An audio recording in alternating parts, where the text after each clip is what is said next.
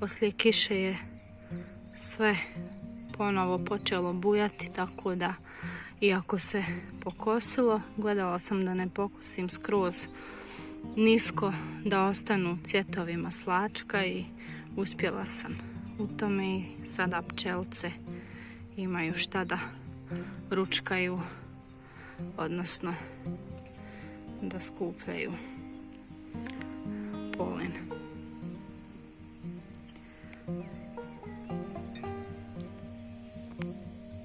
Prošle godine je ovdje bilo možda 2-3 maslačka.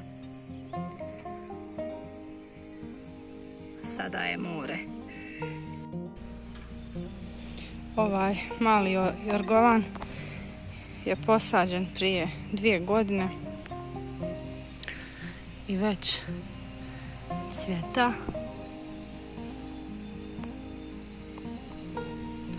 Što me iznenadilo jer sam čitala kada se presadi, odnosno posadi, da cvjeta tek nakon nekih 6-7 godina. Ovaj ovdje ljepotan se također sprema da procvate.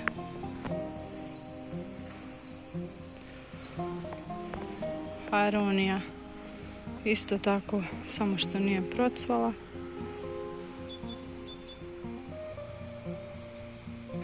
Tu su 3 grma aronije.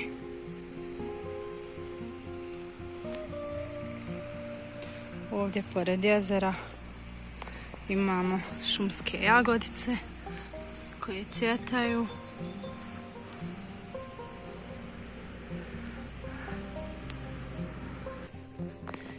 Evo i ove aronije ovdje između voćki, jabuke, šljiva i breskve. Još ljepši nekako cvjetaju.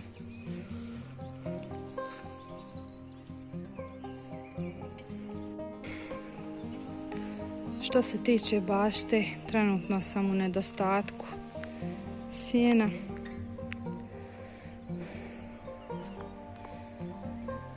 Čekam da mi dođe, zato je dio bašte nepokriven.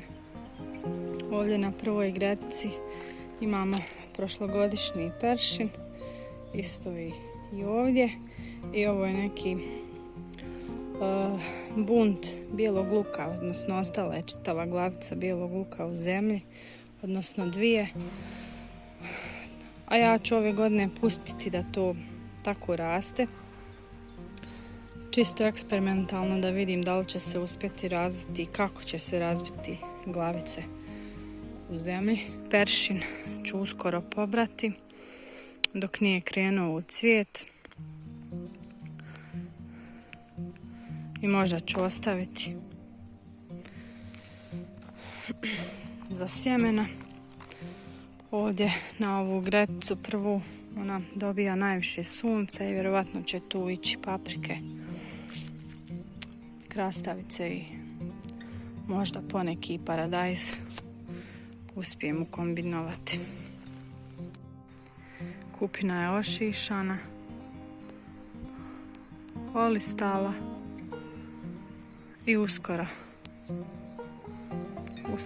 stižu i plodovi.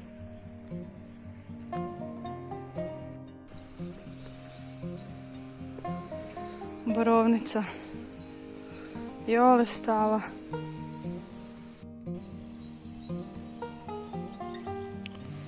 Ovo je šljiva koju smo tu posadili jesenas. Ovdje ima i jedna nektarina i sjemenke. Malo sam googlala šta podnosi rasti ispod oraha zbog one tvari koju ispušta korijeni, koji imaju lišću i koja tako onemogućava baš svemu da raste. I pročitala sam da može nektarina, breskva, koštunjavo voće tipa šljiva, tako da sam posadila tu jednu šljivu, čisto eto da vidimo, i nektarinu, da nešto iskoristi, makar neka voćka da iskoristi tu ovaj prostor, jer šta god posijem od povrća bukvalno ne raste, stagnira ili jako slabo naraste.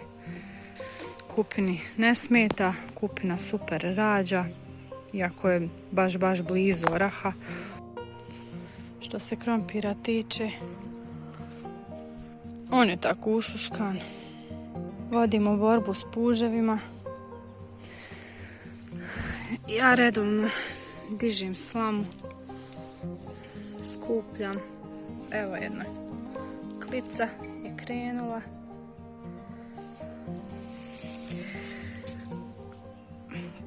Puževi jedu rotkvice, jedu zelenu salatu, mrkvu, sve što nikne.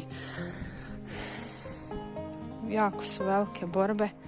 Ne želim da bacam pužomor, zato što sam primijetila ježa. Neku noć sam uzela lampu i rukavice i kesicu i obišla sam oko bašte i pokupila šta je bilo puževa u noćnom pohodu i čula sam ovdje neko šuštanje.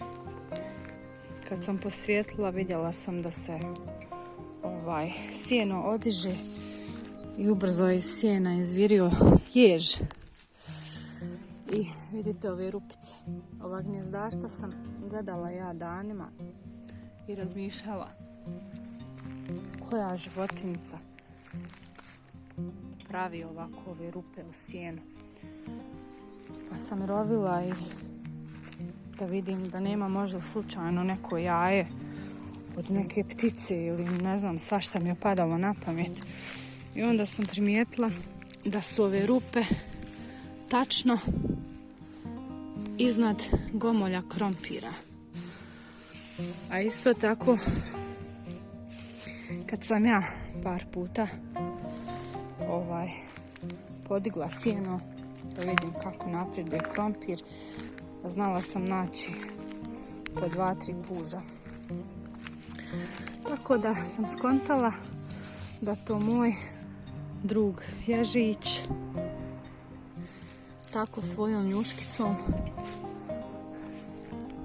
napravi to udubljenje, nanjuši puža na krompiru, pojede ga i ode svojim putem. Grožđe ali stalo. Tu je još jedno. Gore imamo red malina. Ovdje je luk. U sredini bi trebala da nikne mrkva. Ali izgleda da ću ponoviti, zato što sam primijetila da puževi ovdje isto ordiniraju i do sad je trebala već da nikne, ali ja ne vidim. Vjerovatno su oni to potamanili. Tu isto imamo red ponovo luka, gredicu jedan dio. I to je zrelo za pljevljenje. Vidite, jedini korov ovdje koji izbija je slak. Njega se stvarno teško riješiti. Ali eto, treba biti uporan. Ovdje također je trebalo biti barem 6 redova mrkve. Tu je mala jabučica koju smo na jesen premjestili. Ovo proljeće je bila puna behara.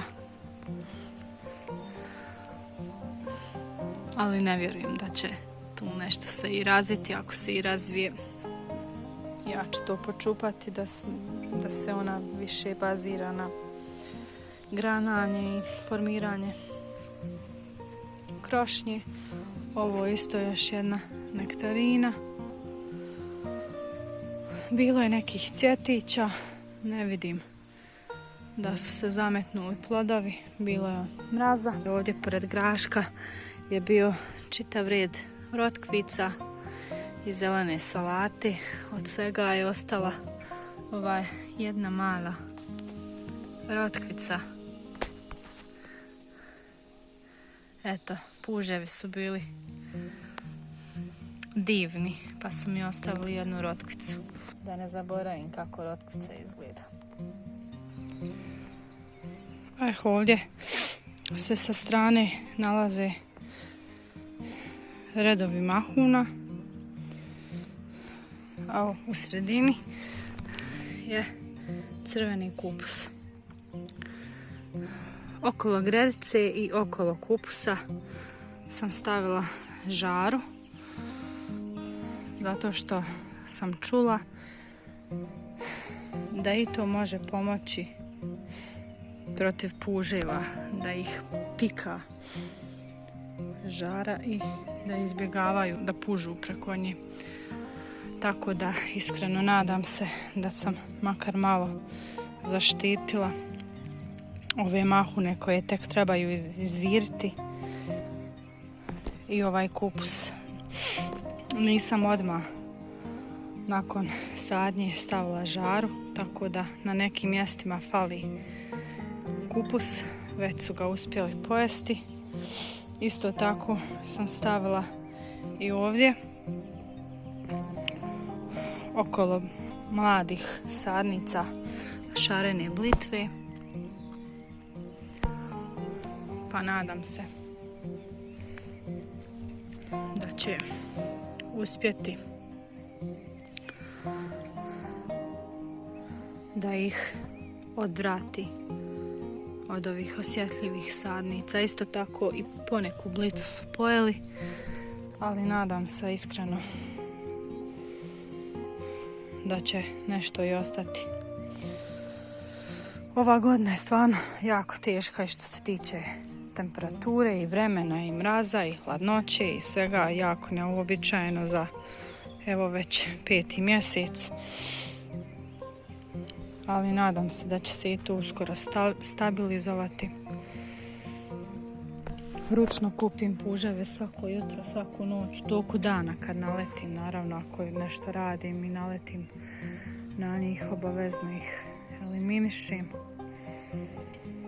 Pa nadam se da će makar nešto uspjeti. Eto, nema koje metode ne pokušavam. Ovdje sam na travu stavila pužomor unutra. Ne želim to da posipam po bašti, a i zbog drugih životinjica koje posjećuju našu bašticu, da se ne bi otrovale. Ovako sam zakamuflirala u travu. Ovdje ih svakako ima najviše, kriju se među vatima travi. Posađene kruške od jeseni lijepo napreduju. Jagodice isto cvjetaju. Luk beremo, jedemo, pomalo razrijeđujemo. Ako ne stignemo sve pojesti, ostavit će se neki da se glaviči, taman za ljetnu potrošnju. Isto ima i tu jagodica.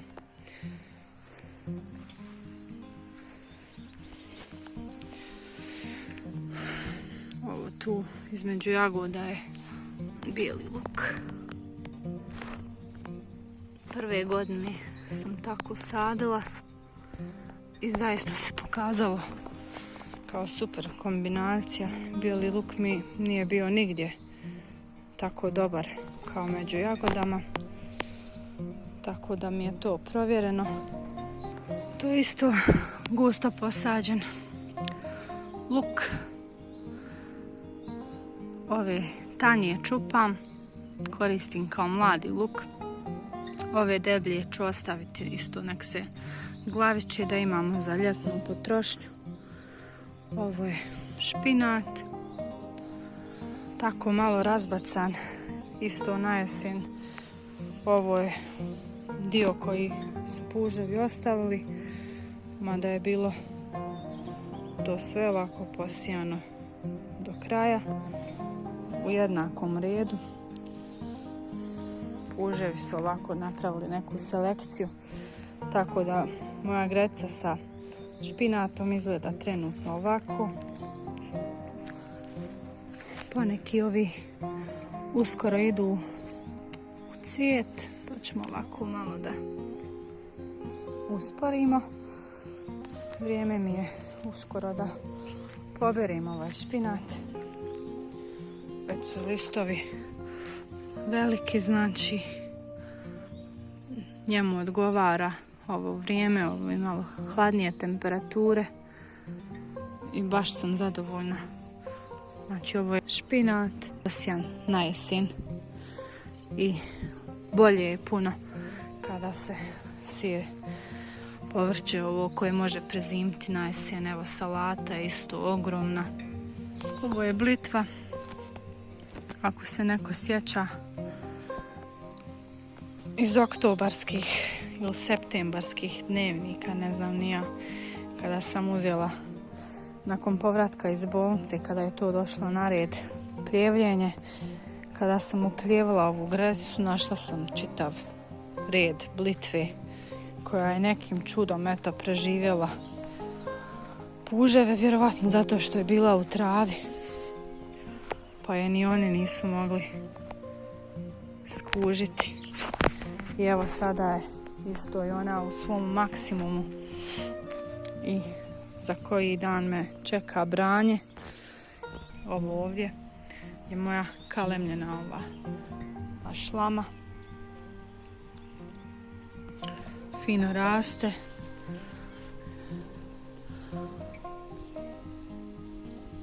Fino raste. Možda ću morati nešto uraditi, malo sa krošnjom saviti malo grane da ne idu baš ovako u visinu. Tu su maline. Bile su ovdje 3 grupe malina, ali ja sam i između ovo malo prekopala. Sada u rano proljeće kada sam ih šišala, samo sam zabola ove štapiće, pa rekao ako se primi super, dobro i jest, ako se ne primi nema veze. I evo, većina se primila, čak ima ovdje i izvan par njih. Ovdje u ovu gajbicu sam ovakvu položila isto komadić stabljike i evo,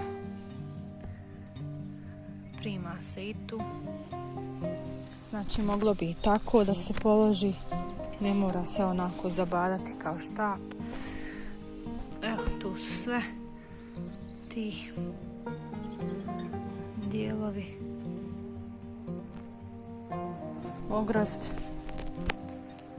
Ogrozd je prilično narastao. Ove godine će biti evo i plodova. Posađen prije 2 godine. To je ove godine prvi plod daje. Lako se razmnožava kada poberete plod, samo odrežete grančicu, zabodete u zemlju i ona se prima, a isto tako evo iz korijena stalno izlaze izdanci koje možete otkinuti i zabosti isto u zemlju. Isto tako lagano se prima. Ovo je višnja. Ako se sjećate, oko voćki sam bila posadila grašak. Od čitavog kruga graška ostao je ovaj jedan jadnik. Pogodite krivca. Isto tako i ovdje. I ovo je jedna višnja. Graška ovdje ima malo više, ali isto tako 50% su makar pojeli puževi. Ovo je trešnja. I tu grašak. Siromašan.